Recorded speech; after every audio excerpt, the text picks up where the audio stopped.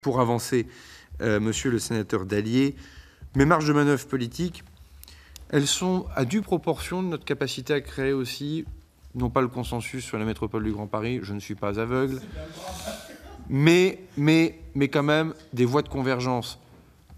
Nous sommes filmés, je fais attention. Mais quand je discute de manière plus discrète avec un certain nombre de décideurs franciliens, parlementaires, non parlementaires, anciens parlementaires, je vois bien que, par exemple, tout le monde veut faire un mouvement sur les EPT. Tout le monde. Quand je repose la question en on, vous êtes, comme d'habitude, hyper franc, hyper cash et constant. Certains de vos collègues, parfois, collègues au sens large, hein, pas que sénateurs, sont moins précis dans la contribution. Oui, c'est bien le drame, mais je ne suis pas là pour aussi, moi, m'assurer de la réélection d'un tel ou d'un tel. Je n'ai pas d'intérêt dans l'affaire, je suis de l'heure.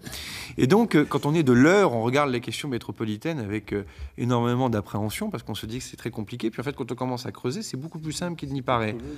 La vraie question, c'est que, et moi je vous propose qu'il faut vraiment que j'y aille maintenant, c'est de peut-être avoir un temps spécifique avec les parlementaires franciliens, pour rentrer dans avec peut-être les rapporteurs d'ailleurs des textes financiers en même temps, qui permet d'aborder les questions institutionnelles et les questions financières.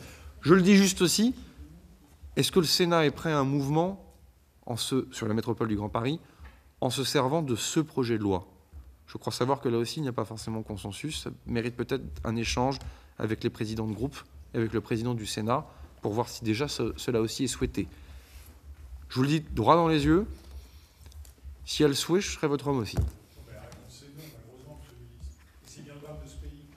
Mais moi, j'y suis prêt. Mais bon. On avancera.